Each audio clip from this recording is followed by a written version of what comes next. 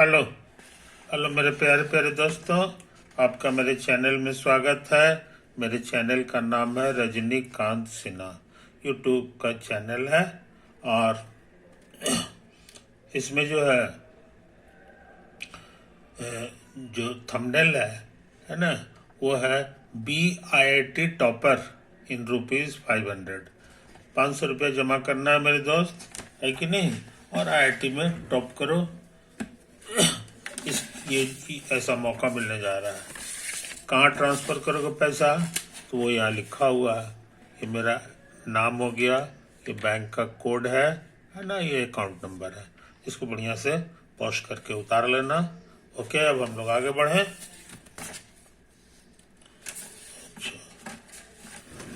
अब देखो, एक क्वेश्चन है जो एग्जाम में आया है IIT में, उसको हम लोग सॉल्व करना चाहते हैं। समझे कि क्वेश्चन है, इफ लिमिट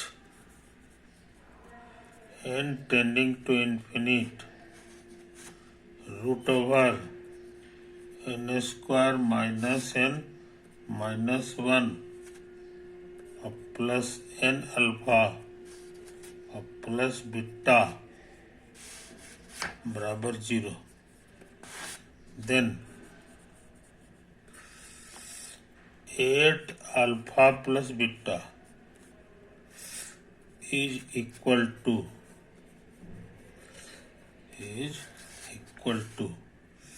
ऑप्शंस हैं 4,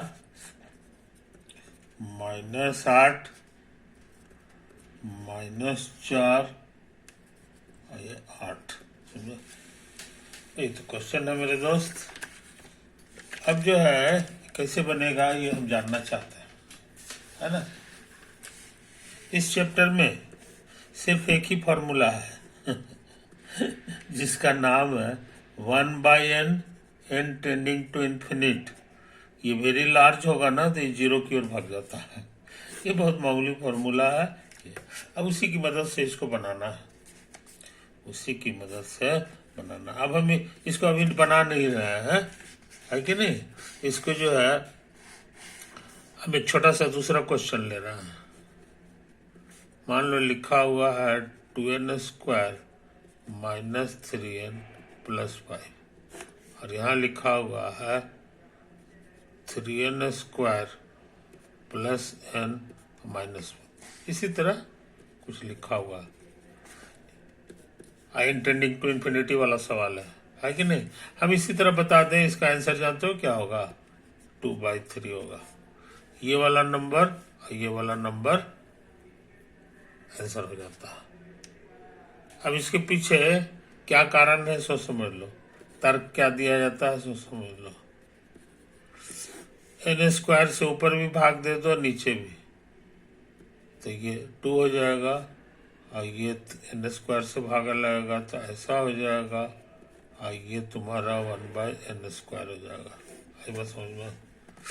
और ये वाला जो है 3 हो गया 1/n माइनस 1/n स्क्वायर। अब हम अपना फॉर्मूला लगा रहे हैं, n टेंडिंग टू इन्फिनिटी, तो ये 0 की ओर भाग जाएगा। और इसका भी वही हाल है ना। ये हो गया इतना, तो आंसर आ गया 2/3। यानी कि जो हाईएस्ट पावर रहता है उसका कोफिशिएंट, और फिर यहाँ भी वही है, बशर्ते कि दोनों सेम हो, बशर्ते कि दोनों सेम है ना। बहुत से समझदार लोग ऐसे नहीं करते हैं, ये कहीं ये तो खैर तरीका है ये है, लेकिन इसको हम लोग ऐसे समझें, वो बहुत कम मेहनत में गए। वो कहते हैं कि भाई देखो, यहाँ स्क्वायर है ना, इसको लार्ज करना है, लार्ज करना है, समझे कि नहीं। तो ये भी लार्ज होगा क्योंकि यहाँ भी n है, मगर दोनों n है, ये लार्ज है, दोनों अमीर है, लेकिन इसके अमीरी के सामने ये गरीब है। जैसे मान लो कि ये जो है ये है बिलियनायर है, तो 10 टू द पावर इसका बिलियन में जो है 9 पावर हो जाता है। तो ये 9 पावर का अमीर आदमी है, लेकिन ये 9 पावर का नहीं है, 10 पावर का भी नहीं है, 11 पावर का भी नहीं है, 9 दूनी 18 पावर का ही अमीर है। इसलिए इसके अमीरी के सामने नेग्लिजिबल है। आई तो बेचारा गरीब है तो रुका हुआ है इसके सामने, है कि नहीं, ये चीज है। तो इसीलिए क्या कहता है ना कि हम जो है ये सब नहीं लिखेंगे, हम जो है ऐसे लिखेंगे, और इसके मुकाबले ये नेग्लिजिबल है तो हम सिर्फ इतना लिख देंगे 2n²। अब फिर ये जो है इसके सामने ये नेग्लिजिबल है तो 3n² हो गया। अब n² काट दो, आंसर हो गया 2/3। समझे कि नहीं? कहता है कि लार्ज क्वांटिटी दोनों है, लेकिन इसका ऑर्डर हायर ऑर्डर का है। समझे कि नहीं? ये चीज है हायर ऑर्डर का, इससे बहुत ज्यादा हायर ऑर्डर का ही चीज है। तो इसके सामने ये नगण्य है, तो हम लोग इसको हटा देंगे और यही बचेगा। सवाल आ गया, आंसर बन गया, है कि नहीं? तो ये बैकग्राउंड तुम्हारा होना चाहिए। और एक क्वेश्चन और लिख रहे हैं, n² माइनस n-1 और माइनस n, समझे, n टेंडिंग टू इन्फिनिट। हम इसकी बात कर रहे हैं, इसका लिमिट क्या होगा।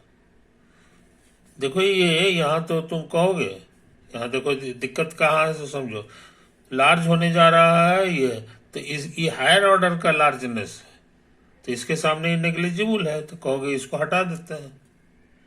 तो इसको हटा दोगे तो फिर n² होगा, n² का रूट n हो गया, ये n हो गया, है कि नहीं? और लिमिट लगाना है तुमको n टेंडिंग टू इन्फिनिट। तो ये भी लार्ज, ये भी लार्ज। लार्ज और लार्ज में जब घटा भी होता है तो उसका कोई ठिकाना नहीं है, वो फाइनाइट आ भी सकता है और फाइनाइट नहीं भी आ सकता, समझे कि नहीं? तो हम ये जानना चाहते हैं कि कैसे निकलेगा।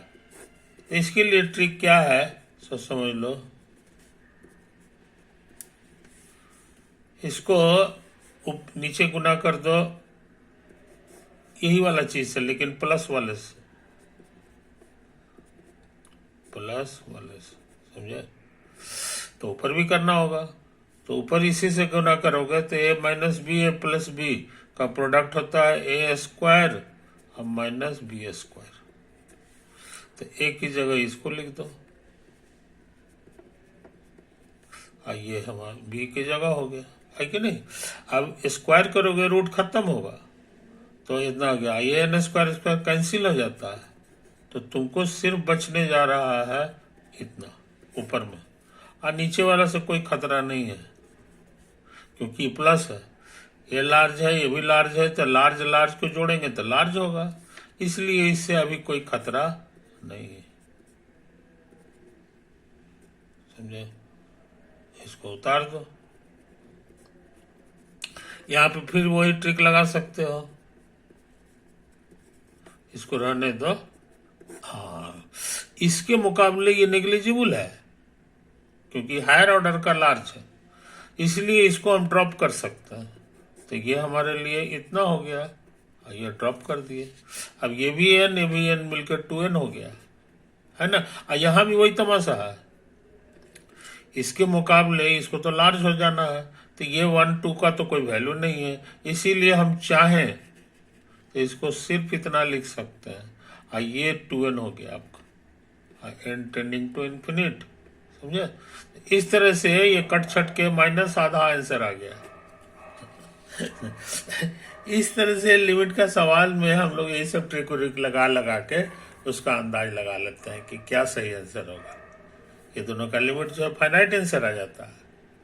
लेकिन आप कहोगे नहीं यहाँ प्लस लेंगे, तो प्लस लेंगे तो ये फाइनाइट आंसर नहीं आएगा, क्योंकि ये भी लार्ज हो गया, ये भी लार्ज है, लार्ज जोड़ोगे लार्ज हो जाएगा, इन्फिनिटी आंसर हो जाएगा, है कि नहीं? तो मेरे दोस्त इन बारीकियों को समझ लो, इन बारीकियों। आप कहोगे कि नहीं ये माइनस मत रखिए, -2 रख दीजिए, तो -2 रखेंगे ना तो ये होल स्क्वायर होकर के n² जो है अभी कट के खत्म हो गया था वो नहीं होगा, यहाँ 2 का स्क्वायर 4 हो जाएगा और ये n² नहीं कटेगा नहीं, है ना, तो जिंदा रह जाएगा, जिंदा रहेगा तो फजियत है फजियत है। तो कहने का मतलब फाइनाइट लिमिट लाने का।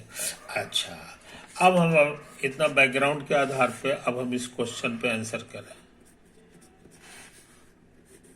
ये करने की कोशिश करो।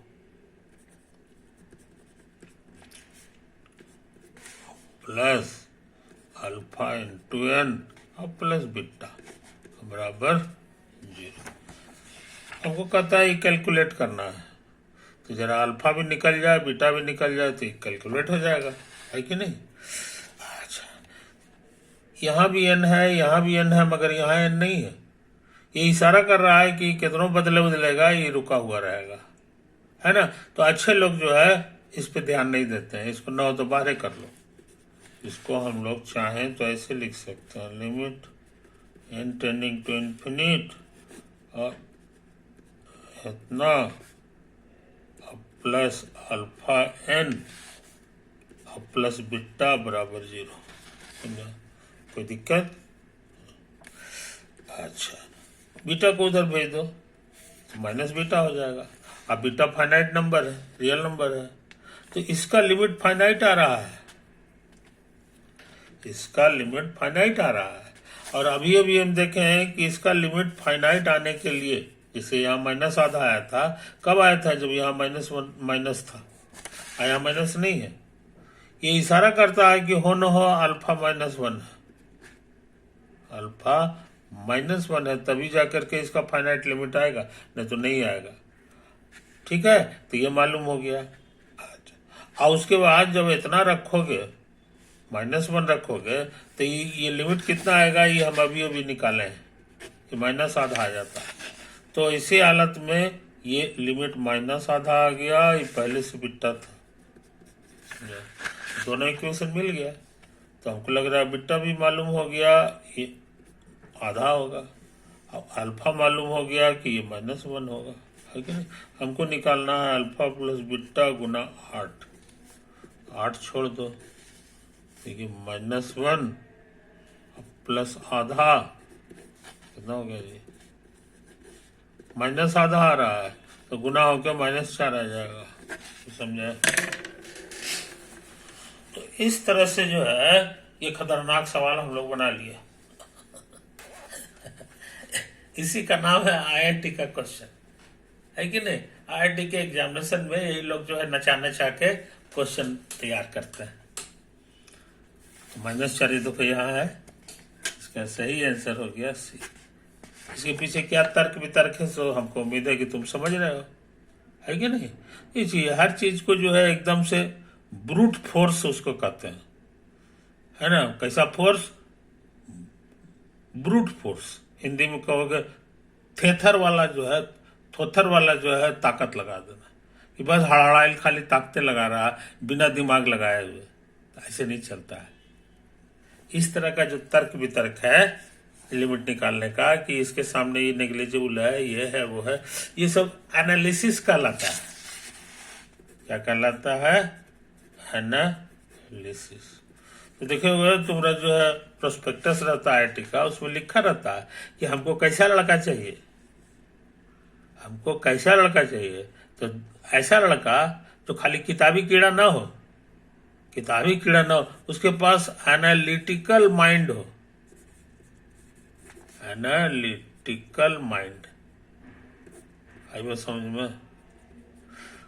एनालिसिस करने की उसमें क्षमता हो, है कि नहीं। तरह तरह से इधर उधर करके अपने तरीका से, वो सब किताब में नहीं लिखा रहता है, वो सब किताब में नहीं लिखता है। आदमी काम करते करते जो है ना उसका ब्रेन शार्प हो जाता है ना, तो वो जो है एनालिसिस करने की उसकी ताकत बढ़ जाती है। तो उसको ऐसा ही लड़का पसंद है, इसीलिए अपने हर क्वेश्चन में कुछ ना कुछ हिकमत लगा के रखता है, ताकि वो पहचान सके कि कौन एनालिटिकल लड़का है और कौन जो है एनालिटिकल नहीं है, लकीर का फकीर। तो उसको लकीर का फकीर नहीं चाहिए, समझे कि नहीं। जितने जितने बड़े बड़े साइंटिस्ट हुए हैं, जितने बड़े बड़े ये होते हैं, वो सब हिकमत लगाते हैं, समझे कि नहीं। वो लकीर के फकीर नहीं होते हैं, और न वो जो है हतोत्साहित होते हैं, है कि नहीं। तो उनमें हम चाहते तो उसको वो जो टेस्ट लेता है वो इसी खा लेता कि ये हमको जो है वैसा ही लड़का कुछ मिल जाए, मजा आ जाएगा, मजा आ जाएगा उसमें। उसको कहता है इंक्विजिटिव माइंड। कैसा माइंड होना चाहिए? इंक्विजिटिव माइंड मतलब खोजशील मस्तिष्क, ऐसा दिमाग जिसमें खोज करने की जो है ताकत भी हो और शौक भी हो, समझे कि नहीं? तो इंक्विजिटिव माइंड वाले व्यक्ति की आज की दुनिया में बहुत कदर है। तो मेरे दोस्त, उम्मीद करते हैं कि तुमको ये वीडियो अच्छा लगा होगा। अब सवाल हम यहीं पे एंड कर रहे हैं, है ना? आगे से जो है हम दो काम करेंगे, एक एमपी है कि नहीं, और दूसरा सोचे हैं PYQ। एमपी समझ रहे हो? एमपी का मतलब हो गया मैथमेटिक्स और फिजिक्स। मैथमेटिक्स और फिजिक्स के जो प्रॉब्लम्स हैं, है कि नहीं, जो IIT में आए हुए क्वेश्चंस हैं, है कि नहीं, ये समझ ही रहे हो, प्रीवियस ईयर क्वेश्चन जो पहले से आया हुआ क्वेश्चन है वो सबको बनाना है, ताकि तुम्हारा स्टैंडर्ड जो है उस लेवल का बन जाए, है ना? तो ये हम करने जा रहे हैं PYQ, लेकिन मैथमेटिक्स और फिजिक्स में, समझे कि नहीं? ये चीज सब अभी नहीं करेंगे, धीरे धीरे जो है ताकत लगाएंगे। जैसे आज जो किए हैं, एक मैथ का क्वेश्चन किए हैं, है कि नहीं? तो इसी बहाने जो है तुम्हारा सब्जेक्ट जो है पूरा जो है पक्का होगा। Okay, bye.